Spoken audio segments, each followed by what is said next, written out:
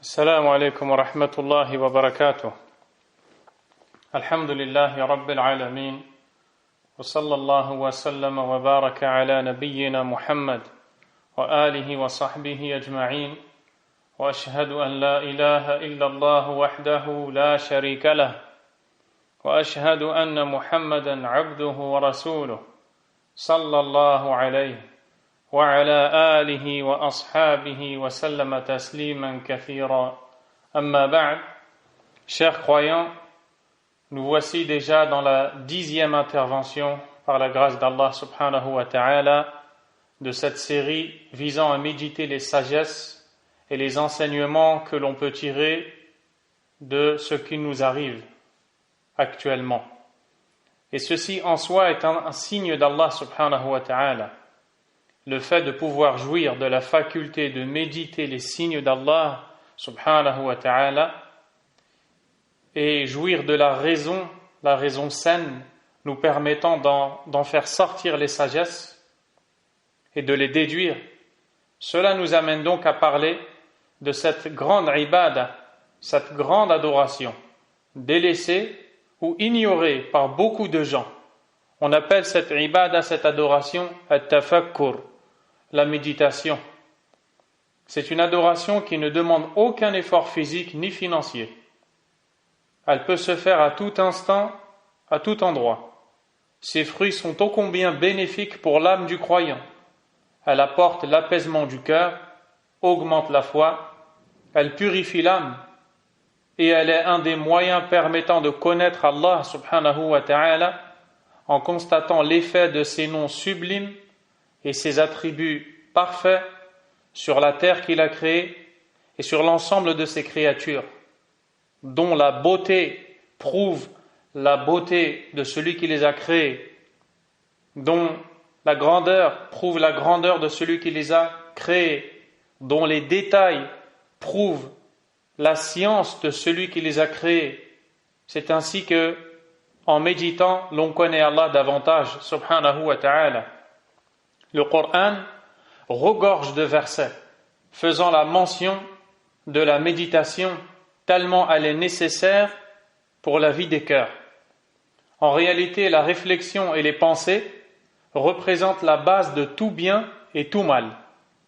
Ce qui pousse la personne à agir ou délaisser, à aimer ou détester, ce sont les pensées qui traversent son esprit. Le bonheur ou le malheur de chacun commence par la réflexion. Les meilleures réflexions sont celles rattachées à l'au-delà et aux moyens d'y arriver agréés par Allah Azza wa Jal, ainsi que les causes amenant à la perdition dans l'au-delà afin de s'en protéger. Ce sont les pensées les plus importantes pour la personne. Viennent après elles les pensées en relation avec les intérêts mondains et les moyens d'y parvenir, ainsi que les préjudices et les causes menant à la perte mondaine. Voilà autour de quoi tournent les réflexions des gens qui sont doués de raison. Et les meilleures de toutes ces réflexions sont les méditations sur les bienfaits d'Allah subhanahu wa ta'ala, ainsi que ses ordres, ses interdits, et les moyens menant à la connaissance de ses noms et attributs sublimes. Son livre, ainsi que la sunna de son prophète sallallahu alayhi wa sallam. Ainsi, si le serviteur pense à l'au-delà, à sa valeur et à son éternité, et s'il réfléchit à ce bas monde, à sa médiocrité et à son caractère éphémère, cela fera naître en lui le désir de l'au-delà et le délaissement de ce bas monde. Plus le serviteur réfléchit de cette façon, plus il fera tout ce qui est en son pouvoir pour tirer profit de son temps. Car la perte de temps est due à l'occupation de l'esprit par des pensées mauvaises ou inutiles. Quant aux pensées malsaines et mauvaises, elles sont à l'opposé de celles que nous venons de citer, puisqu'elles n'apportent aucun bien au serviteur. Elles sont même très souvent la cause de l'anxiété constatée chez les gens, chez un bon nombre de gens, de la tristesse, de l'inquiétude, des wasawis, des insufflations de shaitan, qui sont une cause ou une occasion se présentant à Iblis pour égarer la personne. Car l'égarement de la personne, chers croyants, commence par des réflexions qu'elle a eues. Et le cœur ne se vide jamais de pensées, mais la personne choisit ce à quoi elle voudra penser. Et dans ce domaine, certains sont privés d'un énorme bien à cause de la barrière de l'insouciance et l'importance excessive accordée à cette dunya et ses plaisirs éphémères. D'autres se sont vus honorés par leur Seigneur qui leur a donné une énorme part. Et ceci est sa grâce, il en fait don à qui il veut. Subhanahu wa ta'ala. Après cette introduction présentative de ce sujet, très peu connu par beaucoup de gens, sachez, chers frères, chers croyants et croyantes, que l'une des premières choses faites par le prophète alayhi salatu wassalam, c'est justement la méditation. Ceci avant même qu'il ne soit déclaré prophète et que ne vienne à lui Jibril alayhi salam pour lui révéler les premiers versets du Coran. D'après Aïcha, la mère des croyants, radiyallahu anha, قالت أول ما بدأ به رسول الله صلى الله عليه وسلم من الوحي الرؤيا الصالحة في النوم فكان لا يرى رؤيا إلا جاءت مثل فلق الصبح ثم حبب إليه الخلاء فكان يخلو بغار حراء يتحنث فيه وهو التعبد. Aïcha qu'Allah l'agrée nous dit: la première chose qui venait au prophète sallallahu alayhi wa sallam dans la révélation, ce sont des rêves pieux qu'il faisait pendant son sommeil. Il ne voyait aucune chose en ce sens sans qu'elle ne se produise comme l'éclat de l'aube naissante. On lui a ensuite fait aimer l'isolation. Il s'isolait de son peuple, alayhi salatu wassalam, et se rendait dans la fameuse grotte appelée Hira, où il s'adonnait à l'adoration d'Allah Azza wa Jal. Et ceci se manifestait à travers la méditation de la création d'Allah subhanahu. Car le prophète sallallahu alayhi wa sallam n'était pas du tout en accord avec son peuple de polythéistes qui s'adonnaient à l'adoration des idoles. Mais il n'avait pas encore eu la révélation. Il n'était pas encore un messager, il ne connaissait pas le livre, alayhi salatu wassalam. Alors, il s'isolait de son peuple et méditait sur les signes d'Allah dans sa création, subhanahu wa ta'ala. Je vous invite maintenant à écouter quelques versets faisant la mention de la méditation sur des signes d'Allah, subhanahu, ou sur des bienfaits d'Allah et d'autres choses.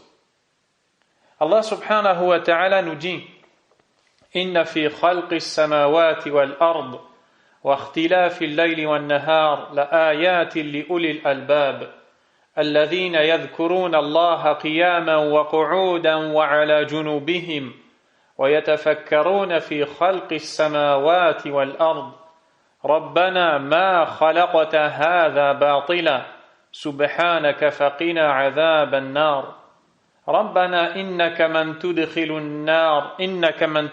النار فقد أخزيته وما للظالمين من أنصار. Dans le sens rapproché des versets, Allah subhanahu wa ta'ala nous dit: en vérité, il y a dans la création des cieux et de la terre, dans l'alternance de la nuit et du jour, des signes pour des gens doués de raison. Ceux qui, debout, assis et couchés sur leur côté, évoquent leur Seigneur, évoquent Allah et méditent sur la création des cieux et de la terre en disant: Ô Seigneur, tu n'as pas créé cela en vain, exempt sois-tu de toute imperfection, garde-nous du châtiment du feu. Seigneur, quiconque tu fais entrer dans le feu, tu le couvres vraiment d'ignominie. Et pour les injustes, il n'y a pas de secoureur. Dans ces versets, Allah subhanahu wa ta'ala a fait les éloges de ses serviteurs qui ont su méditer ses créatures. Cette méditation les a conduits à attester avec certitude que tout cela n'a pas été créé vainement. C'est impossible.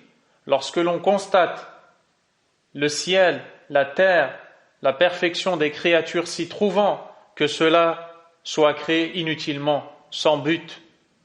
Dès lors qu'ils ont su cela et en ont témoigné, ils ont su qu'il en découle forcément qu'Allah tabaraka wa ta'ala nous a donné des ordres, des interdits. Il nous a promis une récompense et menacé d'une punition, subhanah. Et quand ils ont su que la création implique une récompense ou un châtiment, ils ont demandé à Allah subhanahu wa ta'ala de les épargner du châtiment.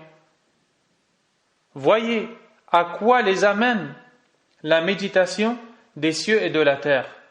À l'opposé de ces gens-là, il y a ceux qui ne méditent pas sur la création des cieux et de la terre, au sujet desquels Allah subhanahu wa ta'ala a parlé en disant وَمَا خَلَقْنَا السَّمَاءَ وَالْأَرْضَ وَمَا بَيْنَهُمَا بَاطِلًا ذَلِكَ ظَنُّ الَّذِينَ كَفَرُوا فَوَيْلٌ لِلَّذِينَ كَفَرُوا مِنَ النَّارِ. Nous n'avons pas créé le ciel et la terre et tout ce qui existe entre eux vainement. C'est ce que pensent ceux qui ont mécru. Malheur à ceux qui ont mécru pour le feu qui les attend. Voyez ainsi la différence entre ceux qui savent faire marcher leur raisonnement sain, si bien qu'ils méditent les créatures d'Allah, ils en ressortent avec une croyance aqida, avec un attachement à Allah, avec la croyance au jour dernier, alors que ceux qui ne méditent pas, ils passent à côté des signes d'Allah sans les comprendre.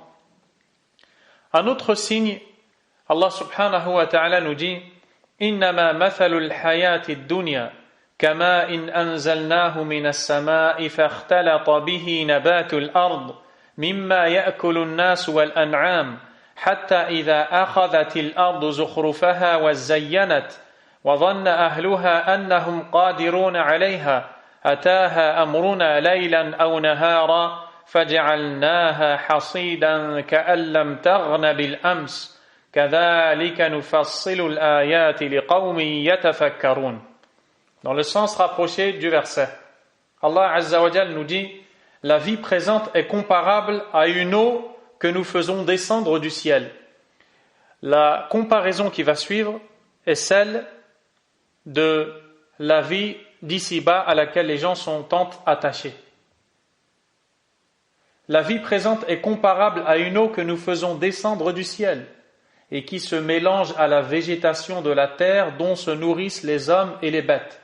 Puis, lorsque la terre prend sa parure et s'embellit, et que ses habitants pensent qu'elle est à leur entière disposition, notre ordre lui vient de jour ou de nuit. C'est alors que nous la rendrons toute moissonnée, comme si elle n'avait pas été florissante la veille. Ainsi exposons-nous les preuves pour des gens qui méditent. Voyez comment Allah subhanahu wa ta'ala a fait ressembler cette vie d'ici-bas qui a séduit les gens, qui a séduit la personne qui la désire au point d'avoir été trompée et penser qu'elle lui appartient, et voici qu'elle disparaît subitement, comme si elle n'avait jamais existé, à l'image d'une terre sur laquelle descend la pluie. Ces végétations poussent et augmentent au fur et à mesure du temps, au point où la personne pense la posséder. Elle se sent riche, et voilà que cette terre est atteinte et finit par disparaître et devenir aride. Ainsi est la réalité de cette dunya, de cette vie d'ici-bas, mais pour qui? Pour celui qui la médite.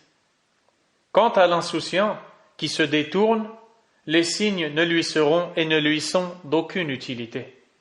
Un autre signe dont nous parle Allah subhanahu. Qala azza wa jal وأوحى ربك إلى النحل أن اتخذي من الجبال بيوتا ومن الشجر ومما يعرشون ثم كلي من كل الثمرات فاسلكي سبل ربك ذللا يخرج من بطونها شراب مختلف ألوانه فيه شفاء للناس إن في ذلك لآية لقوم يتفكرون. Dans le sens rapproché du verset ou des versets. Et voilà ce que ton Seigneur révéla aux abeilles. Prenez des demeures dans les montagnes, les arbres et les treillages que les hommes font. Puis mangez de toute espèce de fruits et suivez les sentiers de votre Seigneur, rendus faciles pour vous. de leur ventre sort un liquide, une liqueur aux couleurs variées, dans laquelle il y a une guérison pour les gens. Il y a vraiment là une preuve pour des gens qui méditent. Subhanallah.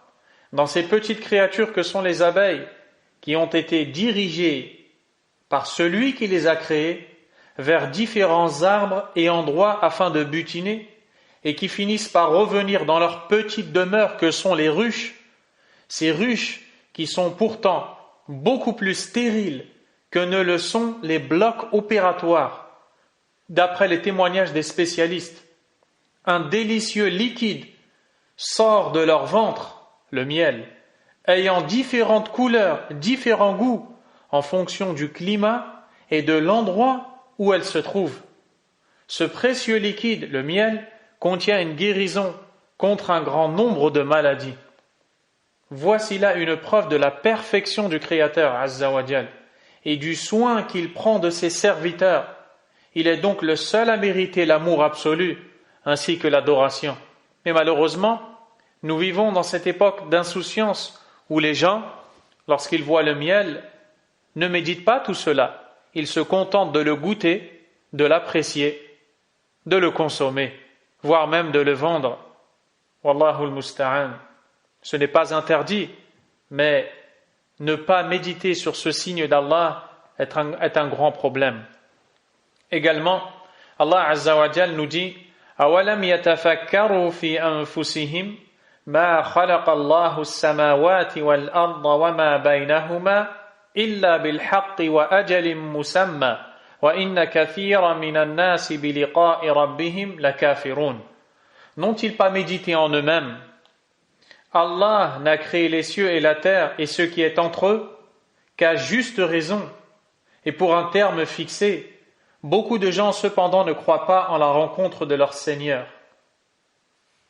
Allah subhanahu wa ta'ala appelle ici les détracteurs de son prophète sallallahu alayhi wa sallam à méditer sur eux-mêmes.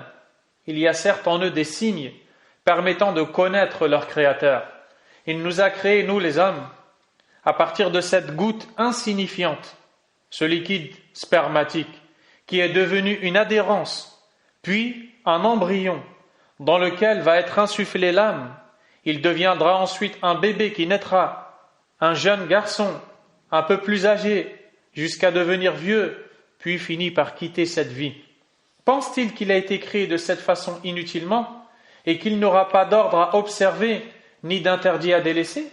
Il y a certes en cela un signe d'Allah. Pour cette raison, certains salafs, pieux prédécesseurs, disaient كيف يتكبر الإنسان وقد خرج مخرج البول مرتين.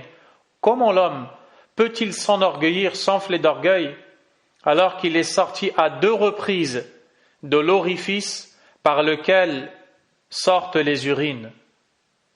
Ceci lorsqu'il était une goutte sortie de l'orifice de son père pour gagner l'utérus de la mère et en sortir lors de l'accouchement. Allah subhanahu wa ta'ala nous appelle aussi à méditer un autre de ces signes. Il nous dit subhanahu wa ta'ala Allahu yatawaffa al-anfusa hina mawtiha wallati lam tamut fi manamiha fayumsiku allati qada 'alayha al-maut wa yursilu al-ukhra ila ajalin musamma. Inna fi dhalika la'ayatin liqawmin yatafakkarun. Dans le sens rapproché du verset, Allah subhanahu wa ta'ala nous dit Allah reprend les âmes au moment de leur mort, ainsi que celles qui ne meurent pas au cours de leur sommeil. Il retient celles à qui il a décrété la mort, tandis qu'il renvoie les autres jusqu'à un terme fixé. Il y a certainement là des preuves pour des gens qui méditent. Ici, Allah subhanahu wa ta'ala nous informe de sa toute-puissance et de sa domination sur ses serviteurs, qu'ils soient en éveil ou endormis, vivants ou morts. Le sommeil est une petite mort pendant laquelle l'âme est reprise temporairement par Allah Azza wa Jal. S'il en décide autrement, il ne rend pas son âme au corps, et c'est alors que la vraie mort arrivera à ce corps. D'où l'importance de l'invocation du prophète Mohammed alayhi salatu wassalam, lorsque il nous dit إذا أوى أحدكم إلى فراشه فلينفض فراشه بداخلة إزاره فإنه لا يدري ما خلفه عليه ثم يقول باسمك ربي وضعت جنبي وبك أرفعه إن أمسكت نفسي فارحمها وإن أرسلتها فاحفظها بما تحفظ به عبادك الصالحين. Le prophète sallallahu alayhi wa sallam a dit aux compagnons radiyallahu anhum, quand l'un d'entre vous va prendre sa couche, qu'il passe l'intérieur de son izar. Le izar, c'est le pagne, c'est le vêtement qu'il portait sur le bas du corps, qu'il passe ce vêtement sur le matelas, comme s'il voulait enlever les poussières ou autres, car l'un d'entre vous ne sait pas ce qui s'y est posé, et qu'il dise, c'est-à-dire une fois après s'être couché, dire Bismika Rabbi wada'tu jambi, c'est en ton nom, ô Seigneur, que j'ai couché mon flanc, wa bika arfa'u, et c'est en ton nom que je le lèverai. In amsakta nafsi farhamha, si tu retiens mon âme, alors fais-lui miséricorde. Wa in arsaltaha, et si tu la relâches, fahfadha, protège-la, bima tahfadhu bihi ibadaka salihin, par ce par quoi tu préserves tes serviteurs vertueux. Qu'est-ce qui amène le prophète alayhi salatu wassalam à prononcer et enseigner une telle invocation, si ce n'est la méditation de ce signe qu'est le sommeil, qui ressemble à une mort mineure. Ainsi, la méditation nous emmène à invoquer Allah subhanahu wa ta'ala. Également, Allah tabaraka wa ta'ala a dit لو أنزلنا هذا القرآن على جبل لرأيته خاشعا متصدعا من خشية الله وتلك الأمثال نضربها للناس لعلهم يتفكرون. Dans le sens du verset, si nous avions fait descendre ce Coran sur une montagne, tu l'aurais vu s'humilier et se fendre par crainte d'Allah. Et ces paraboles, nous les citons aux gens afin qu'ils méditent. L'effet du livre d'Allah, Al-Qur'an, sur un cœur qui médite, qui le lit et le comprend est indéniable. S'il était descendu sur cette créature inerte qu'est la montagne, elle se serait fendue.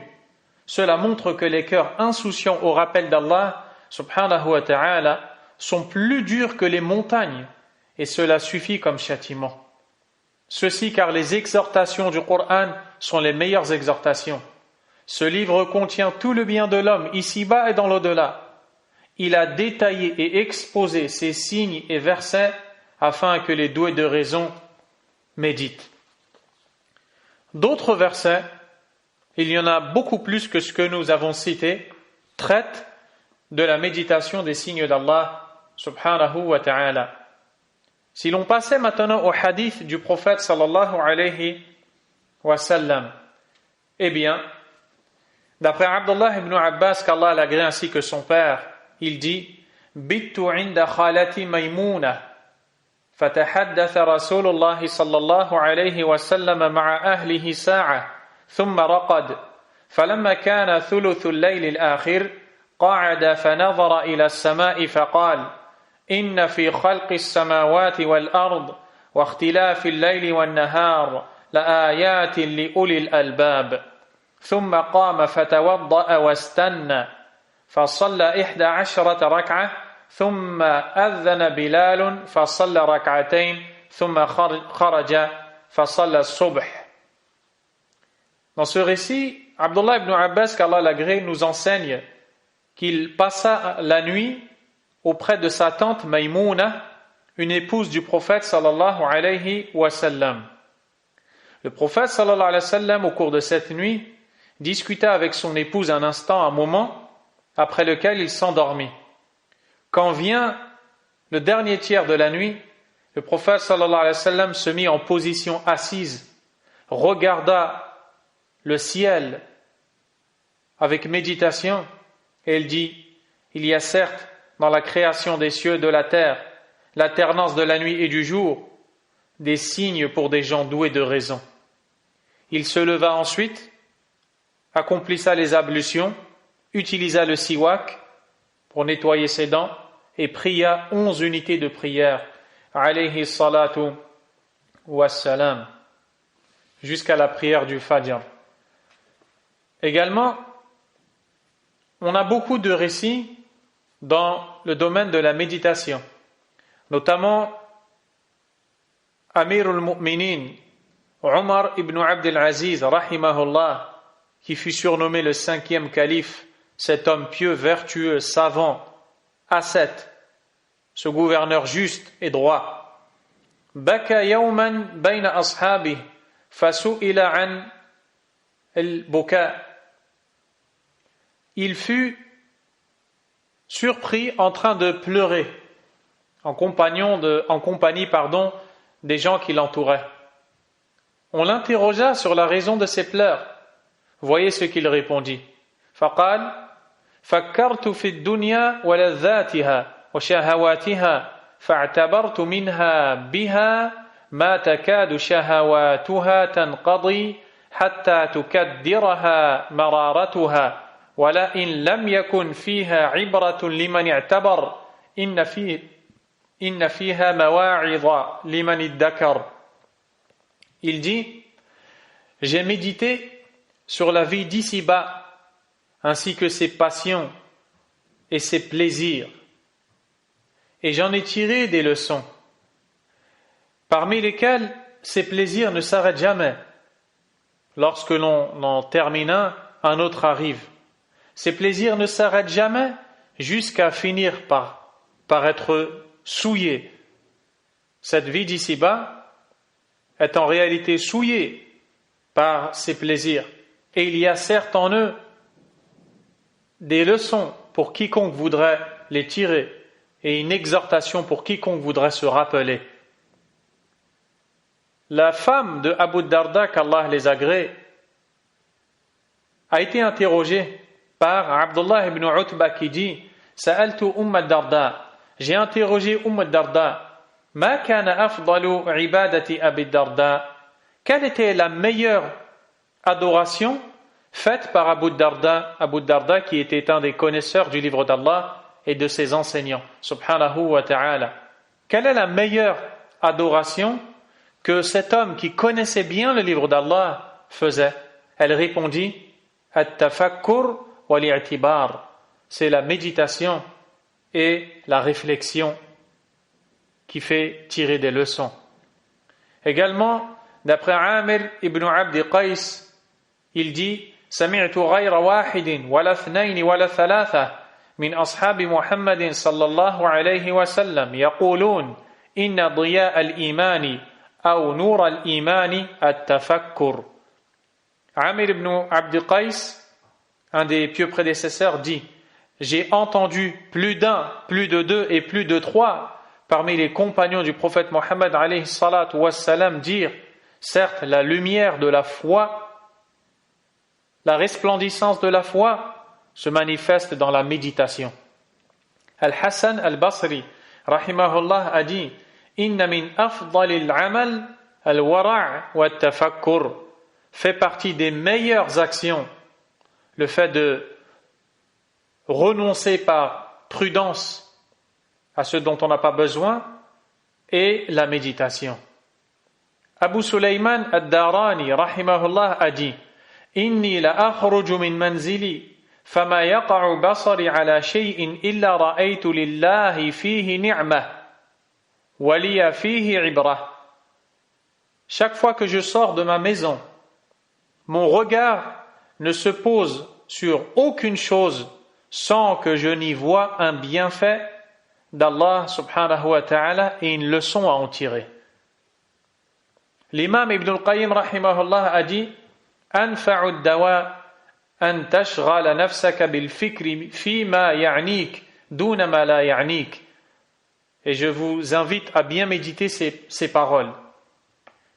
Le remède le plus efficace consiste à ce que tu occupes ta personne, ton esprit et tes pensées dans ce qui te concerne, en délaissant ce qui ne te concerne pas, ce qui ne t'est pas utile, qui ne te concerne pas. فالفكر فيما لا يعني babu kulli shar. Penser à ce qui ne te concerne pas est la porte ouverte à tous les maux. وَمَنْ فَكَّرَ فِيمَا لَا يَعْنِيهِ فَاتَهُ مَا يَعْنِيهِ. Et quiconque occupe son esprit et ses pensées dans ce qui ne lui est pas utile, dans ce qui ne le concerne pas, va perdre ce qui le concerne. وَاشْتَغَلَ عَنْ أَنْفَعِ الْأَشْيَاءِ لَهُ بِمَا لَا مَنْفَعَةَ لَهُ فِيهِ. Il sera alors distrait des choses les plus utiles pour lui par les choses qui sont pour lui inutiles. فالفكر والخواطر والإرادة والهمة أحق شيء بإصلاحه من نفسك.